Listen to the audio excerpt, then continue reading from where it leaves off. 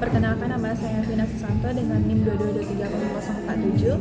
Pada video kali ini saya akan menjelaskan tentang tugas 1 seminar akuntansi keuangan, di mana tugas 1 ini adalah mempresentasikan artikel temuan saya di web ProQuest dengan judul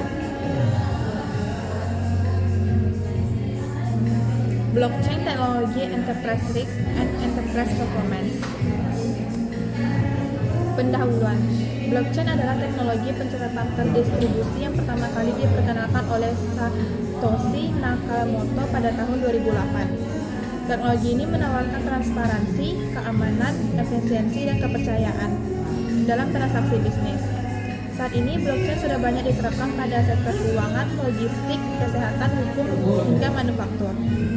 Dalam industri manufaktur, blockchain berperan penting dalam meningkatkan keterlacakan rantai pasok, mencegah pemalsuan produk, mengurangi kebocoran informasi, serta mendukung efisiensi operasional.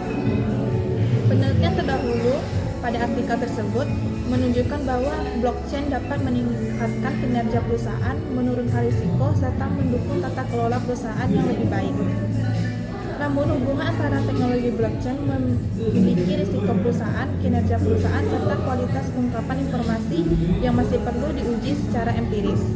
Oleh karena itu, penelitian ini dilakukan untuk mengetahui bagaimana blockchain mempengaruhi kinerja perusahaan dengan risiko sebagai mediator dan kualitas pengungkapan sebagai moderator. Metodologi.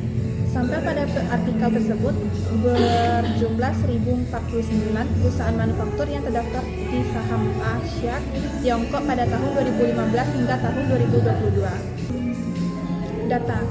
Laporan tahunan perusahaan basis data China Stock Market and Accounting Research, laporan industri manufaktur, dan publikasi terkait blockchain.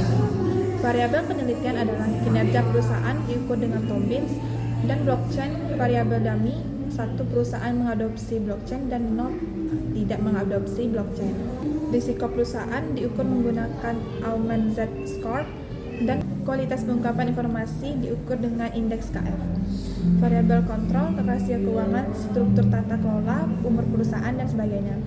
Teknik analisis yang digunakan pada artikel tersebut adalah mode different indifference atau DID untuk mengukur dampak blockchain. Uji mediasi untuk menguji peran risiko, uji moderasi untuk menilai pengaruh kualitas pengungkapan informasi, dan robustness test dengan PSM DID, Glasgow test, dan instrumental variabel. Hasil dan pembahasan. Hipotesis 1, blockchain meningkatkan kinerja perusahaan.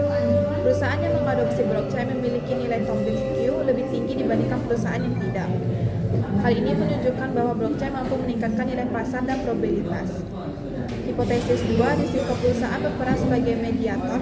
Blockchain menurunkan risiko perusahaan dengan cara memperkuat transparansi, mengurangi peluang manipulasi, dan meningkatkan keamanan data. Penurunan risiko ini pada akhirnya meningkatkan kinerja perusahaan. Hipotesis 3, kualitas pengungkapan informasi sebagai moderator. Pada perusahaan dengan pengungkapan rendah, blockchain sangat efektif menurunkan risiko dan meningkatkan kinerja. Pada perusahaan dengan pengungkapan tinggi, dampak blockchain pada risiko berkurang, tetapi kualitas pengungkapan membantu memperkuat hubungan antara risiko dan kinerja. Uji robustness. Uji robustness atau PSM DID, Glasgow test, dan instrumental variabel menegaskan bahwa hasil penelitian stabil dan tidak dipengaruhi oleh bias, pemilihan sampel, atau variabel yang terlewat.